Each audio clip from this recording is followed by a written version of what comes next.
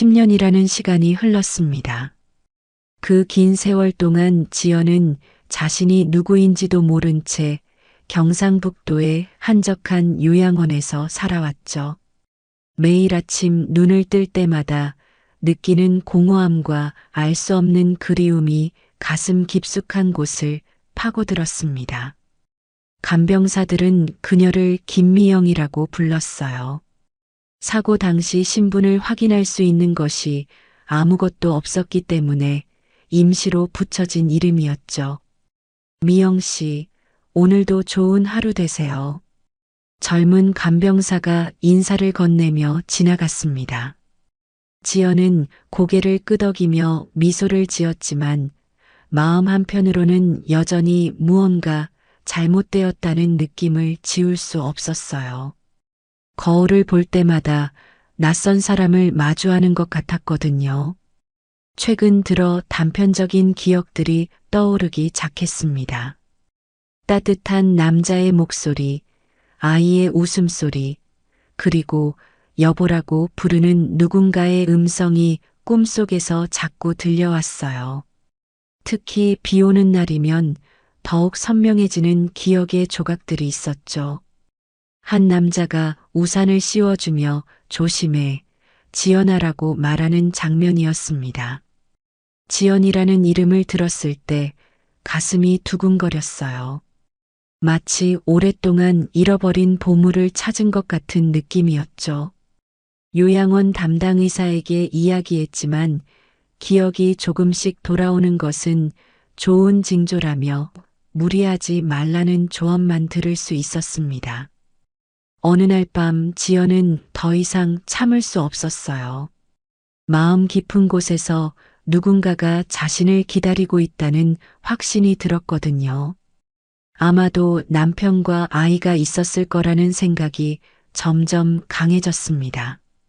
10년이라는 세월이 흘렀지만 그들이 여전히 자신을 기다리고 있을지도 모른다는 희망을 품게 되었죠. 지연은 요양원에서 나오기로 결심했습니다.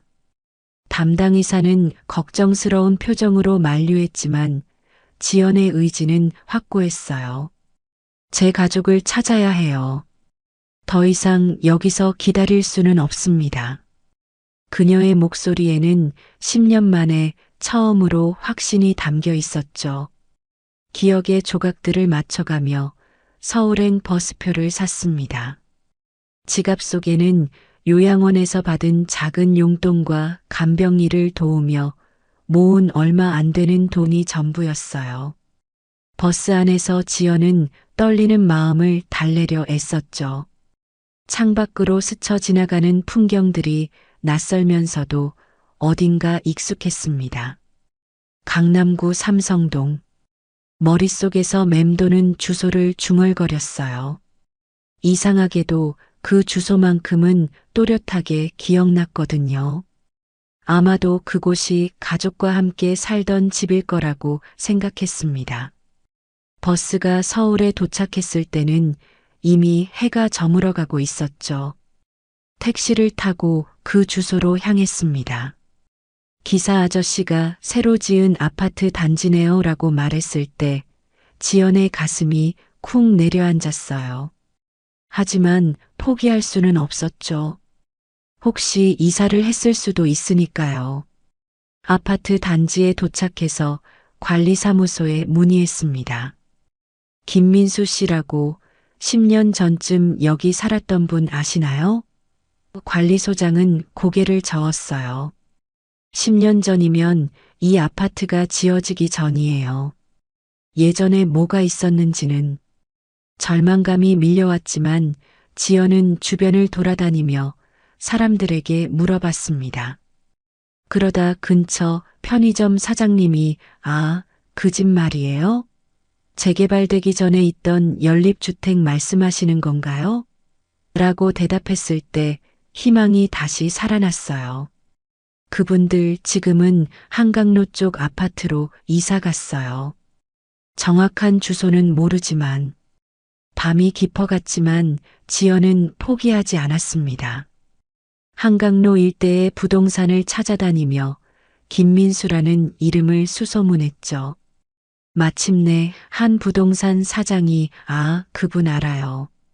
10년 전에 부인 잃고 혼자 애 키우시던 분이죠라고 말했을 때 지연의 심장이 빠르게 뛰기 시작했습니다.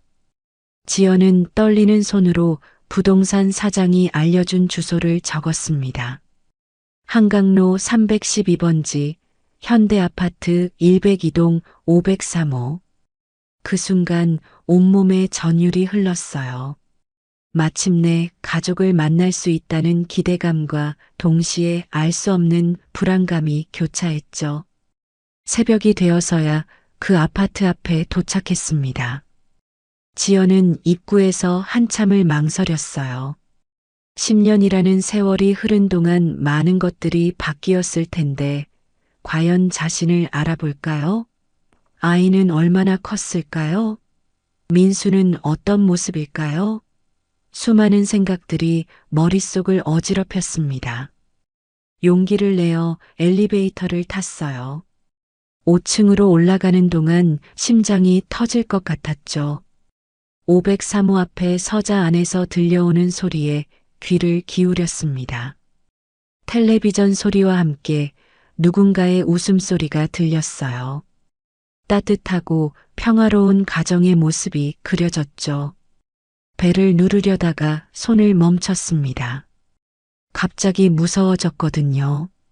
만약 자신을 알아보지 못한다면? 아니면 다른 사람이 살고 있다면? 온갖 걱정이 밀려왔어요.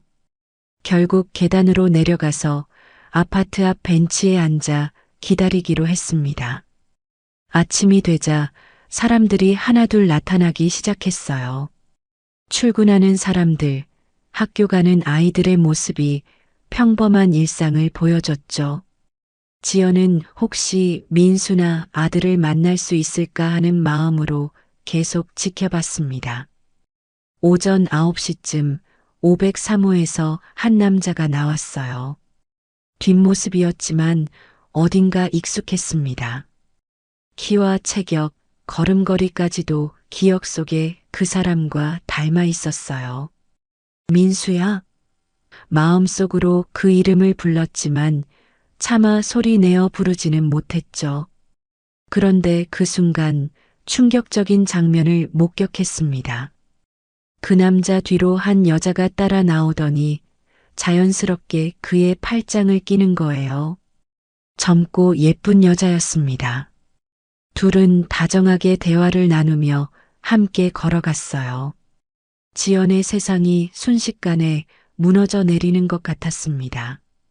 지연은 그 자리에서 얼어붙었습니다. 다리에 힘이 빠져 벤치에 주저앉을 수밖에 없었어요. 머릿속이 하얘지면서 아무 생각도 할 수 없었죠. 분명히 민수였습니다. 10년이 흘렀지만 그의 뒷모습을 알아보지 못할 리가 없었거든요. 다른 여자와 입술이 바들바들 떨렸어요. 가슴 깊은 곳에서 뜨거운 무언가가 치밀어 올랐습니다. 배신감, 절망감, 그리고 이해할 수 없는 분노가 한꺼번에 밀려왔죠. 하지만 동시에 이해되는 부분도 있었어요. 10년이라는 긴 시간 동안 혼자 아이를 키우며 살아온 그의 외로움을 모르는 바가 아니었거든요. 오후가 되어서야 겨우 정신을 차렸습니다. 아파트 단지를 떠나려고 일어서는데 멀리서 학교 가방을 맨 남학생이 걸어오는 게 보였어요. 순간 지연의 심장이 멎는 줄 알았습니다. 그 아이의 얼굴에서 어린 시절 자신의 모습과 민수의 모습이 동시에 보였거든요. 수빈이 목이 메어 제대로 소리가 나오지 않았어요. 6살이던 아들이 이제 고등학생이 되어 있었습니다. 키도 훌쩍 컸고 얼굴도 많이 달라졌지만 눈빛만은 그대로였어요. 지연은 숨을 죽이며 아들을 바라봤습니다. 수빈이 아파트 입구에서 잠깐 멈춰서더니 이쪽을 바라봤어요. 지연과 눈이 마주치는 순간이었죠. 수빈의 표정이 잠깐 이상해졌습니다. 마치 어디서 본 것 같은 얼굴이라는 듯이 고개를 갸웃거렸어요. 하지만 곧 시선을 돌리고는 아파트 안으로 들어갔습니다. 그 순간 지연은 확신했어요. 아들이 자신을 알아본 것 같았거든요. 비록 확실하지는 않지만 분명히 무언가 느꼈을 거라고 믿었습니다. 혈육의 정이라는 게 그런 거 아닐까요? 10년이 흘렀어도 엄마를 완전히 잊을 수는 없을 테니까요. 밤이 되어 아파트에 불이 하나둘 켜지기 시작했습니다. 오영 사모에도 따뜻한 불빛이 새어나왔어요. 지연은 그 불빛을 바라보며 결심을 굳혔습니다. 내 아이야. 분명히 내 아이야. 진실을 밝혀야겠다고 생각했죠. 설령 민수가 다른 여자와 함께 살고 있다 해도 아들만큼은 되찾아야 한다고 마음먹었습니다. 며칠 동안 지연은 아파트 주변을 맴돌며 가족의 일상을 지켜봤습니다. 근처 모텔에 방을 잡고 매일 같은 시간에 나와서 벤치에 앉아 있었어요. 민수는 매일 아침 8시 반에 출근하고 수빈이는 오후 5시쯤 학교에서 돌아왔죠. 그리고 그 여자는 주로 오전에 장을 보러 나가거나 동네를 산책했습니다. 그 여자의 이름은 세영이었어요. 아파트 관리사무소에서 우편물을 받는 모습을 보고 알게 되었죠. 세영은 지연보다 대여섯 살은 어려 보였고 단정하면서도 따뜻한 인상을 가지고 있었습니다. 지연은 그런 세영을 보며 복잡한 감정에 휩싸였어요.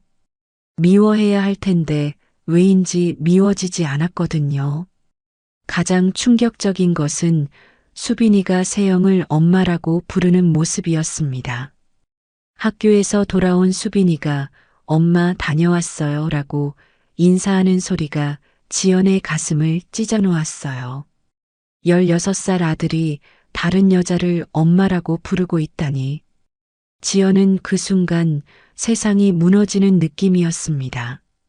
하지만 동시에 안도감도 느꼈어요. 적어도 수빈이가 사랑받으며 자라고 있다는 것을 알 수 있었거든요. 세영이 수빈이의 학용품을 챙겨주고 함께 저녁 산책을 하며 수빈이가 감기에 걸렸을 때 약국에서 약을 사오는 모습을 봤습니다. 진짜 엄마처럼 정성스럽게 돌보고 있었어요. 어느 날 저녁 지연은 큰 결심을 했습니다. 더 이상 숨어서 지켜보기만 할 수는 없었어요. 수빈이가 학원에 간 사이 민수가 혼자 집에 있을 때를 노려 찾아가기로 했죠. 심장이 터질 것 같았지만 용기를 내야 했습니다. 오영 사모 앞에 서서 한참을 망설였어요. 배를 누르면 모든 것이 돌이킬 수 없게 변할 텐데. 하지만 이대로 포기할 수는 없었습니다. 떨리는 손으로 배를 눌렀어요. 누구세요? 민수의 목소리가 들렸을 때 지연의 눈에서 눈물이 흘러내렸습니다. 10년 만에 듣는 남편의 목소리였거든요. 민수야. 목이 메어 제대로 말이 나오지 않았어요. 민수야, 나야. 지연이야. 인터폰 너머로 긴 침묵이 흘렀습니다. 그리고 문이 열렸어요. 민수가 나타났을 때 지연은 그 자리에서 주저앉을 뻔했습니다. 민수의 얼굴에는 믿을 수 없다는 표정과 함께 극도의 충격이 서려 있었거든요. 지연이, 정말 지연이야? 민수의 목소리는 떨리고 있었습니다. 10년 동안 죽은 줄 알았던 아내가 눈앞에 서 있다니 꿈인지 현실인지 구분할 수 없었어요. 지연은 고개를 끄덕이며 눈물을 흘렸죠.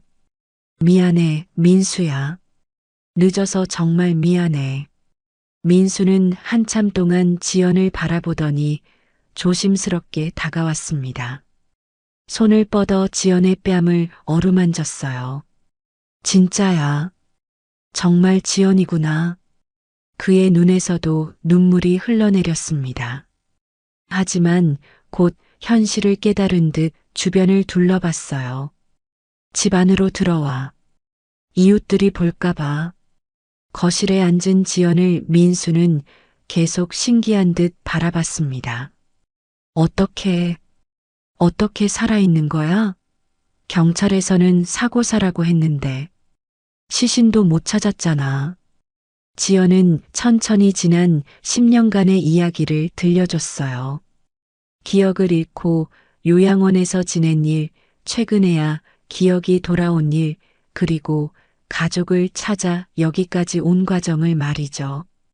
민수는 그 이야기를 들으며 복잡한 표정을 지었습니다. 기쁨과 죄책감, 그리고 당황스러움이 뒤섞인 표정이었어요. 지연아, 나는 말을 잇지 못하고 있을 때 현관문이 열리는 소리가 났습니다. 세영이 장을 보고 돌아온 것이었죠. 여보, 누가 왔어요? 세영의 목소리가 들리더니 거실로 들어왔습니다. 지연과 마주친 순간 세영의 얼굴이 하얗게 질렸어요. 손에 들고 있던 장바구니가 바닥에 떨어졌습니다. 이분이 누구세요? 민수는 어쩔 줄 몰라 하며 일어섰습니다. 세영아, 이건. 지연도 천천히 일어나서 세영을 바라봤어요. 사진으로만 봤을 때보다 실제로는 더 어리고 예뻤습니다. 무엇보다 순수하고 착해 보이는 인상이었어요. 안녕하세요. 저는 김지연입니다. 지연이 먼저 인사를 건넸어요. 세영은 그 이름을 듣고 더욱 놀란 표정을 지었습니다. 민수에게서 첫 번째 부인 이야기를 들었던 터라 그 이름을 알고 있었거든요. 그럼 당신이. 세영의 입술이 파르르 떨렸습니다. 그때 현관문이 다시 열렸어요. 엄마 다녀왔어요. 수빈이의 목소리였습니다.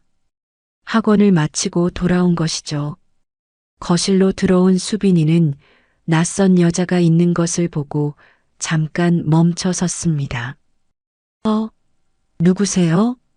지연은 아들을 보며 가슴이 뜨거워졌어요. 가까이서 보니 정말 많이 컸고 민수를 쏙 빼닮아 있었습니다. 안녕, 수빈아. 지연의 목소리는 떨리고 있었어요. 수빈이는 고개를 갸웃거리며 지연을 바라봤습니다. 어디서 본 것 같은 얼굴이라는 듯이 말이죠. 수빈이는 지연을 한참 바라보더니 민수에게 물었습니다. 아빠, 이분 누구예요? 거실의 분위기가 얼어붙었어요. 민수는 어떻게 설명해야 할지 몰라 입을 벌렸다 닫았다를 반복했습니다. 세영은 소파에 주저앉으며 두 손으로 얼굴을 가렸죠. 수빈아, 앉아라. 민수가 떨리는 목소리로 말했습니다. 지연은 아들 곁에 조심스럽게 다가가 앉았어요. 10년 만에 이렇게 가까이에서 아들을 보니 눈물이 계속 흘러내렸습니다. 수빈아, 너 정말 많이 컸구나. 수빈이는 여전히 혼란스러운 표정이었어요. 아빠, 도대체 무슨 일이에요? 이분이 왜 제 이름을 아시고. 그때 지연이 조용히 입을 열었습니다. 수빈아, 나는 내 엄마야. 진짜 엄마. 순간 거실이 정적에 휩싸였습니다. 수빈이의 눈이 동그랗게 커졌어요. 네, 뭐라고요? 이해할 수 없다는 표정으로 민수와 세영을 번갈아 봤습니다. 아빠, 이게 무슨 소리예요? 엄마는 여기 있는데. 민수가 깊은 한숨을 쉬며 말했습니다. 수빈아, 이분이 내 친엄마야. 10년 전에 사고로 돌아가신 줄 알았는데. 수빈이는 더욱 혼란스러워했어요. 어린 시절의 기억이 희미하게 떠올랐지만 확실하지 않았거든요. 세영이 갑자기 일어서며 소리쳤습니다. 이럴 수가 있나요? 10년 동안 죽은 줄 알았는데 갑자기 나타나서 목소리가 떨리고 있었어요. 분노와 절망 그리고 두려움이 뒤섞인 감정이었죠. 수빈이는 제 아들이에요. 10년 동안 제가 키웠다고요. 지연도 감정이 북받쳐 올랐습니다. 하지만 수빈이는 제가 낳은 아이예요. 10달 동안 뱃속에서 키운 제 핏줄이라고요. 두 여자는 서로를 바라보며 눈물을 흘렸어요. 둘 다 수빈이를 진심으로 사랑하고 있었거든요. 수빈이는 양쪽을 바라보며 괴로워했습니다. 그만해요. 제발 그만해요. 소리를 지르며 자기 방으로 뛰어들어갔어요. 문을 쾅 닫는 소리가 집안을 울렸습니다. 민수는 머리를 감싸 쥐었어요. 이럴 수가. 어떻게 이런 일이. 그동안 평화롭게 지내던 가정이 하루아침에 뒤흔들렸습니다. 세영은 계속 울고 있었고 지연은 아들의 방문을 바라보며 가슴 아파했어요. 밤이 깊어가도록 아무도 말을 하지 않았습니다. 각자의 마음속에서는 폭풍이 휘몰아치고 있었죠. 지연은 자신이 이 평화로운 가정을 파괴한 것 같아서 죄책감에 시달렸어요. 하지만 동시에 아들을 포기할 수도 없었습니다. 며칠이 지났지만 상황은 나아지지 않았습니다. 수빈이는 학교에서 돌아와도 방에만 틀어박혀 있었고 세영은 눈이 퉁퉁 부은 채로 식사도 제대로 하지 않았어요. 민수는 회사에서도 일에 집중할 수 없어 계속 실수를 반복했죠. 지연은 근처 모텔에 머물며 매일 아파트 앞에서 망설이고 있었습니다. 어느 날 밤 지연은 더 이상 참을 수 없었어요. 아파트로 올라가서 벨을 눌렀습니다. 문을 연 것은 민수였죠. 지연아. 그의 얼굴에는 지친 기색이 역력했습니다. 들어와. 얘기 좀 하자. 거실에 앉아있던 세영은 지연을 보자마자 일어섰어요. 왜 자꾸 오시는 거예요? 우리 가족을 이렇게 만들어 놓고. 목소리에는 원망이 가득했습니다. 지연은 고개를 숙였어요. 미안해요. 정말 미안합니다. 그때 수빈이가 방에서 나왔습니다. 며칠 사이에 더욱 말라 보였어요. 엄마들 그만 싸우세요. 수빈이의 목소리는 지쳐 있었습니다. 저도 혼란스러워요. 누가 진짜 엄마인지 모르겠어요. 지연은 아들에게 다가가서 무릎을 꿇었습니다. 수빈아, 엄마가 너를 버린 게 아니야. 정말 어쩔 수 없었어. 기억을 잃고. 하지만 수빈이는 고개를 저었어요. 하지만 저를 키워준 건 세영 엄마예요. 10년 동안 아플 때 돌봐주고 학교 행사에도 와주고. 그 말을 들은 지연의 마음이 무너져 내렸습니다. 아들에게는 이미 진짜 엄마가 있었던 거예요. 자신이 아무리 친어머니라고 해도 10년이라는 세월 동안 부모 역할을 한 것은 세영이었죠. 지연은 천천히 일어섰습니다. 알겠어. 조용한 목소리로 말했어요. 내가 잘못 생각했나 봐. 세영을 바라보며 고개를 숙였습니다. 고마워요. 수빈이를 잘 키워줘서 정말 고마워요. 지연아, 뭘. 민수가 당황하며 말했지만 지연은 손을 저었어요. 나는 이미 10년 전에 죽은 사람이야. 당신들 삶을 무너뜨릴 권리가 없어. 눈물을 닦으며 현관으로 향했습니다. 그런데 그때 수빈이가 뒤따라 나왔어요. 잠깐만요. 지연이 돌아보자 수빈이가 조심스럽게 말했습니다. 저도 가면 안 되나요? 진짜 엄마와 함께. 지연의 눈에서 눈물이 쏟아졌습니다. 하지만 고개를 저었어요. 안 돼, 수빈아. 너는 여기서 행복하게 살아야 해. 세영 엄마와 아빠와 함께. 하지만 수빈이는 고집을 부렸습니다. 싫어요. 저도 진짜 엄마와 살고 싶어요. 결국 수빈이는 지연을 따라 나섰습니다. 뒤에서 세영이 수빈아 하고 부르는 소리가 들렸지만 수빈이는 돌아보지 않았어요. 민수는 계단 입구에서 그들을 바라보며 눈물을 흘렸습니다. 사랑하는 가족이 뿔뿔이 흩어지는 모습을 지켜볼 수밖에 없었거든요. 지연과 수빈이는 밤거리를 걸으며 서로의 손을 꼭 잡았습니다. 10년 만에 다시 만난 모자였지만 앞으로의 길은 여전히 험난해 보였어요. 하지만 적어도 이제는 혼자가 아니었습니다.